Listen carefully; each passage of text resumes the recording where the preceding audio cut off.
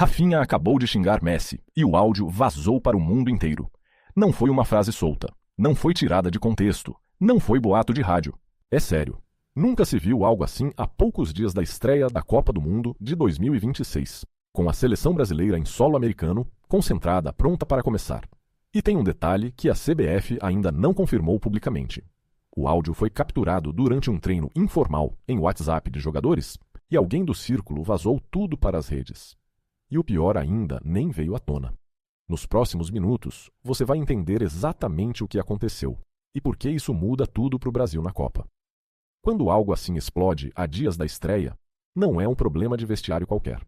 Estamos falando de desunião, de clima tóxico, de confiança rachada entre companheiros pouco antes do jogo mais importante do ano.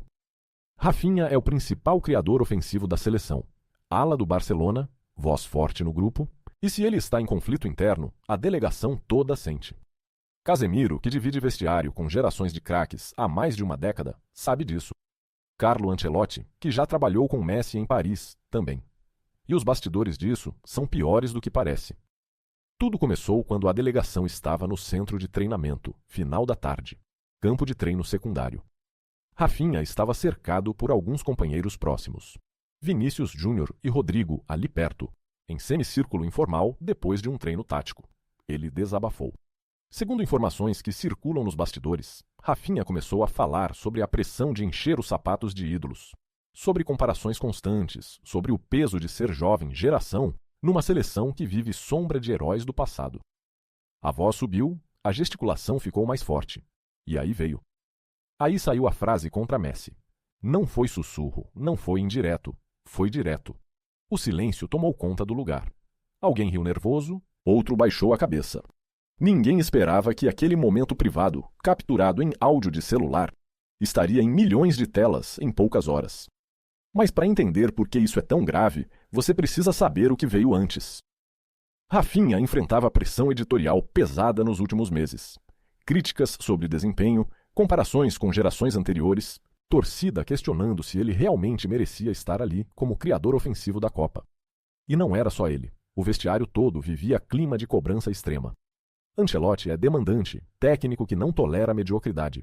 A expectativa de título, que não vem desde 2002, pesa como uma laje em cada treino. Vinícius Júnior também sente isso. Gabriel Martinelli aguarda a oportunidade. Rodrigo quer provar seu espaço. Casemiro tenta costurar desde a capitania. Mas é difícil quando todo mundo está na corda bamba. Rumores apontam que pequenas desavenças sobre escalação já circulavam. O desabafo de Rafinha não saiu do nada, entende? Foi acúmulo, semanas de tensão que encontraram uma válvula. E calma, porque o detalhe mais polêmico eu deixei para o final. Fontes próximas à delegação garantem que alguém pode ter incentivado Rafinha a desabafar, plantando discórdia deliberadamente. Não está confirmado, mas circuitos do vestiário apontam nessa direção. Há também rumores de que o áudio integral, o que vazou publicamente, foi editado ou recortado. Dizem que existem mensagens privadas entre lideranças do grupo circulando em grupos fechados que recontextualizam tudo. Mas isso, por enquanto, segue interno. Quando o áudio vazou, as redes explodiram. Milhões de visualizações em poucas horas.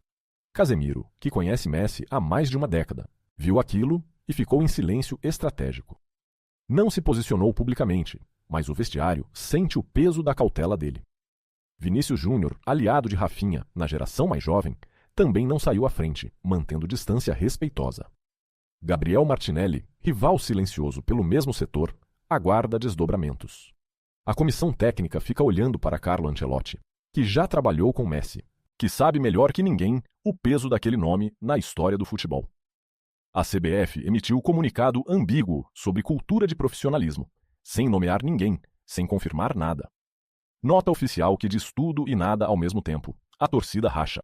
Uns defendem Rafinha, argumentam que desabafo privado foi espionado, que crítica era ao sistema de pressão, e não à pessoa de Messi, que ele merecia contexto. Outros exigem retratação pública, veem desrespeito, veem falta de profissionalismo, veem racha que desmoraliza. Imprensa tradicional amplifica o ângulo de crise de liderança, geração perdida.